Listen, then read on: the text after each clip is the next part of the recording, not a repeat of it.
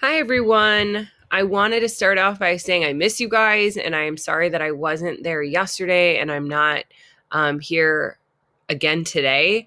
I'm hoping to be back tomorrow, but we are still going to continue on as if I was there. So, we are going to talk about product packaging. Yesterday, you guys should have looked at kind of an introductory lecture, taken some notes, and then done the sorting activity where you guys looked at the functions of packaging.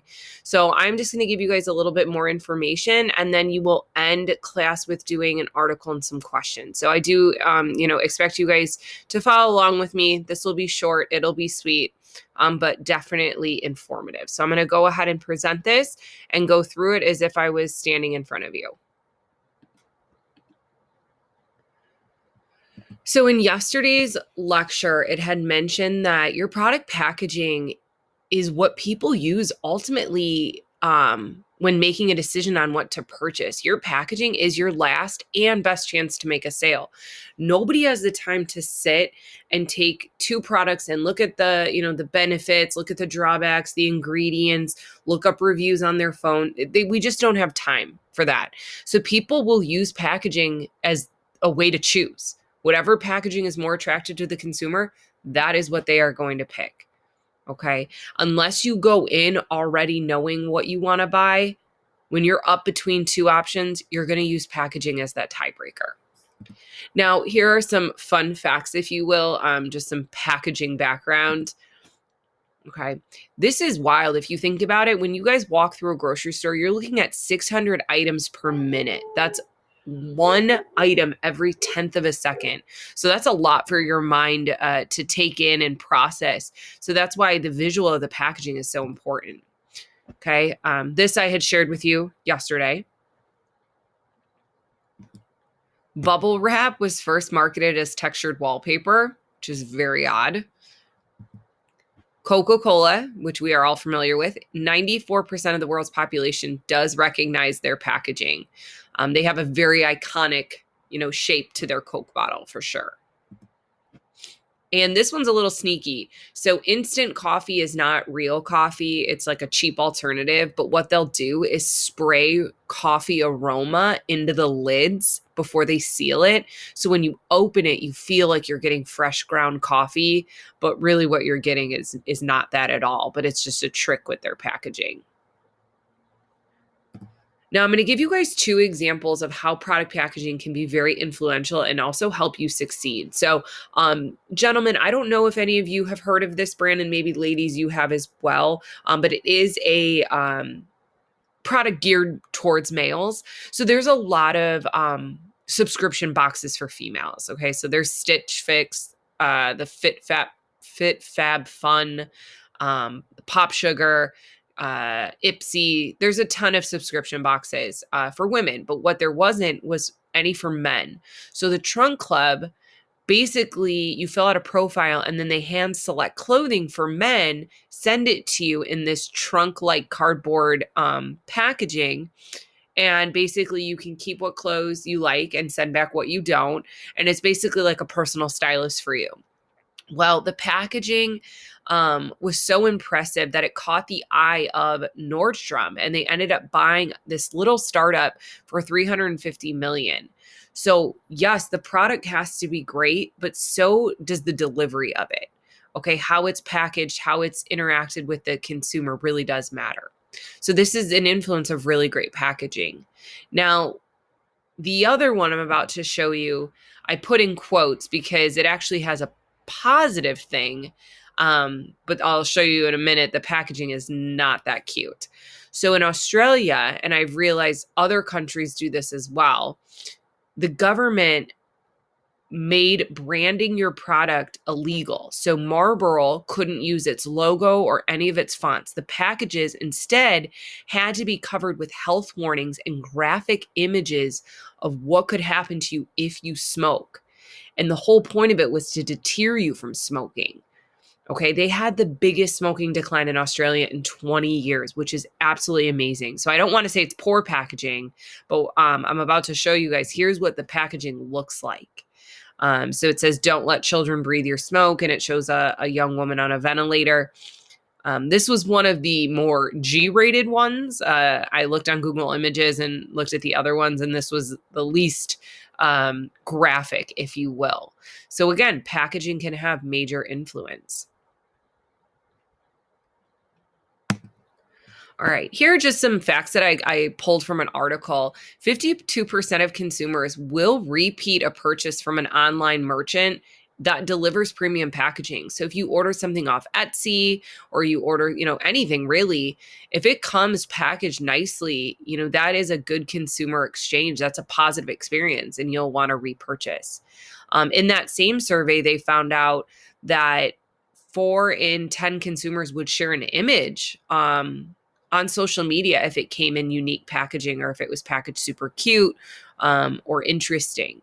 All right, which is definitely good business. All right, now this is a great example of the power of packaging. Okay, so you guys should be familiar with the Miller Lite brand. I'm sure some of your dads drink this beer. But basically, here's the story. In 2013, Miller Lite was down sales by 7%. These specialty beers, these import beers, these craft beers were starting to kind of enter the market and really drag down Miller Coors sales.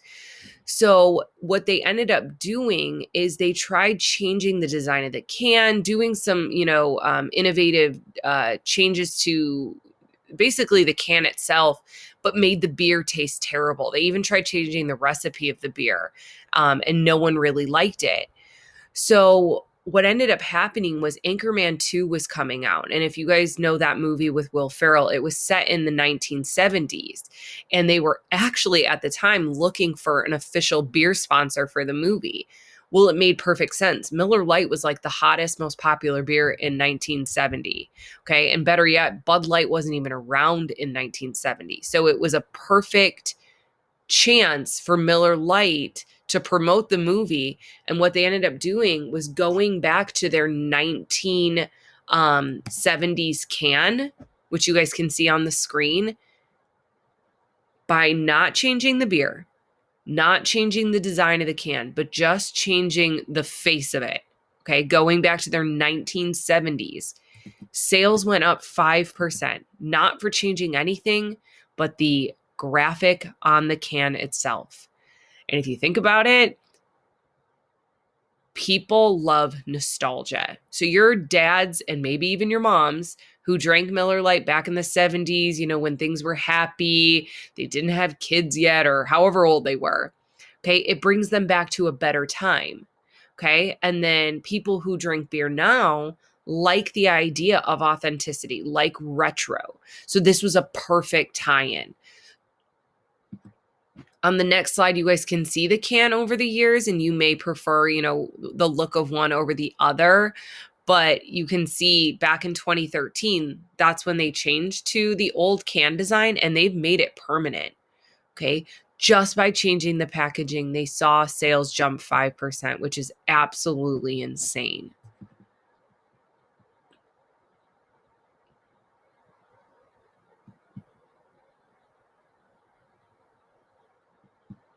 Okay. Now, this is just such a silly story, you guys.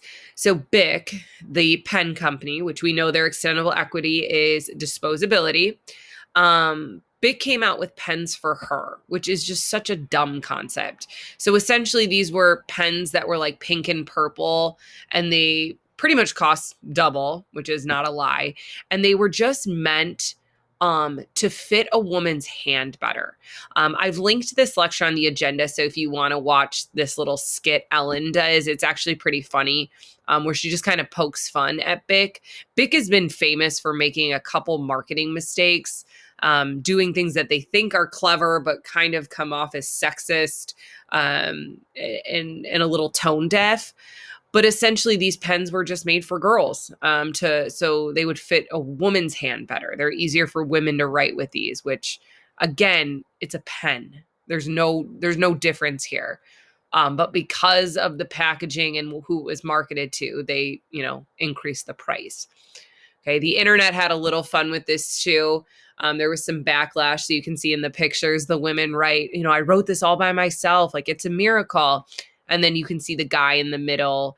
It's a bunch of scribbles because obviously these are not made for men. So men shouldn't know how to write with these pens, just women. So people had fun with it, but there were also, people who loved to be offended and had some negative things to say.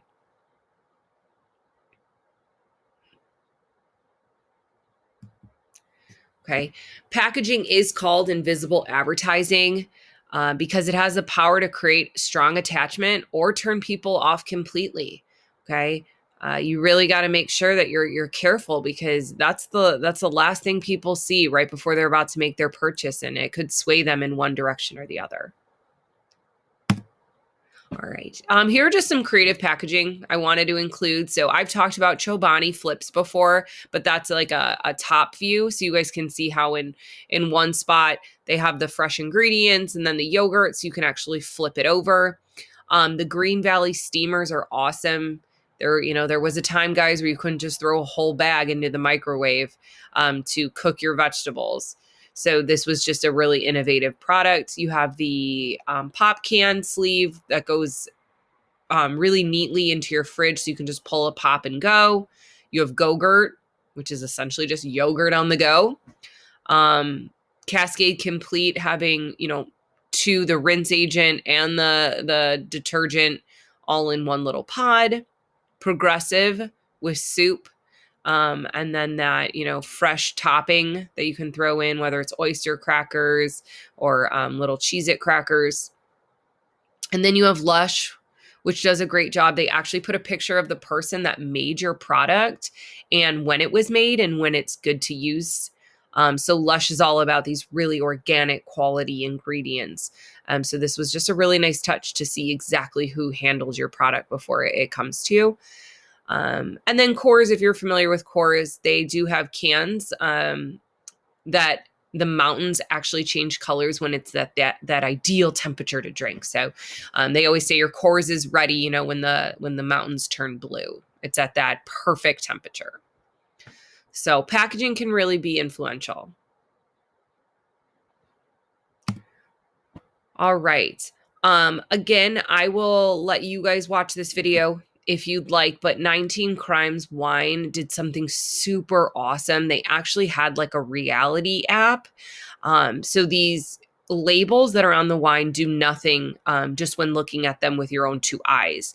But they have an app that when you download the app and hover, turn your camera on to take a picture or video of the wine label, it begins to talk to you.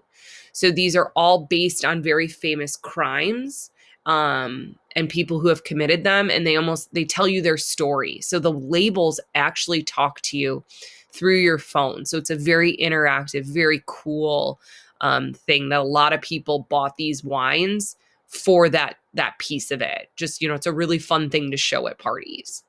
So again, packaging doing some really amazing things. So the lecture is linked, you guys, so if you do want to watch this video. All right.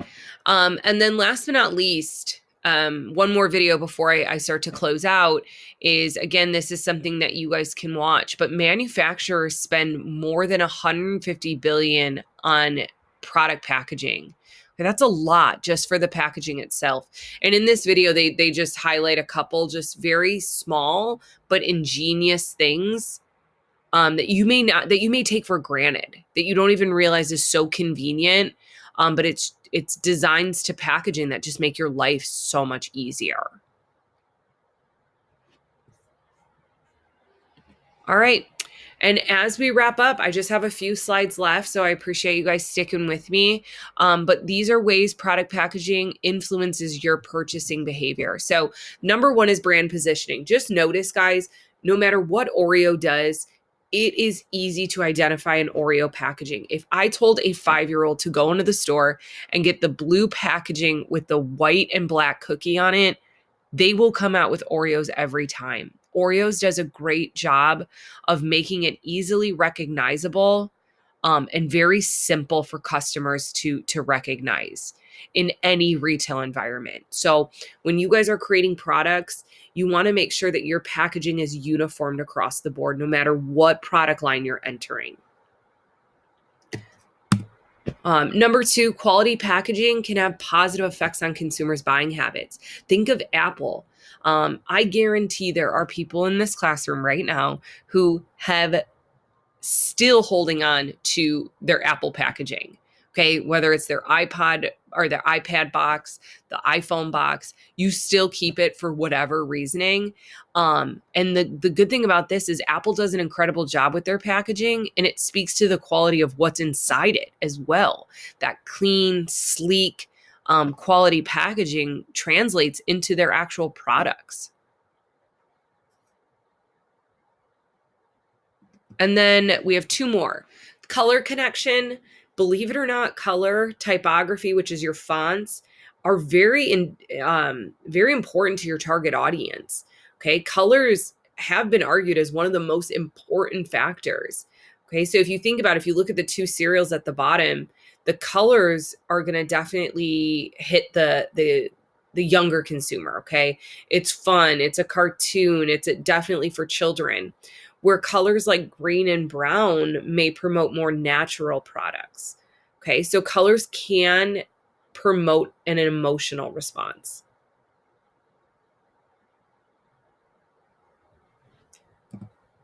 Okay, between 62% and 90% of how a product is assessed and perceived is based on color alone. Okay, a really quick example, think about toothpaste. You're not going to be buying a toothpaste, guys, that's brown, that has brown packaging. They're blue and white and green and sparkly, okay, because that they want to be perceived as that. You wouldn't buy toothpaste that's in a black or brown packaging. And last but not least, perceived value. And you guys know what value means, but a good example is celebrity endorsements or limited supplies. You want to make it look like it's a better value than maybe really what it is. So anytime you make something a limited edition or tell people like, oh, you got to get it now, don't miss out. Or if you tell someone they're going to be a better athlete, a smarter student, an influencer, they may be more apt. So adding that perceived value is key. All right. So this is packaging in a nutshell.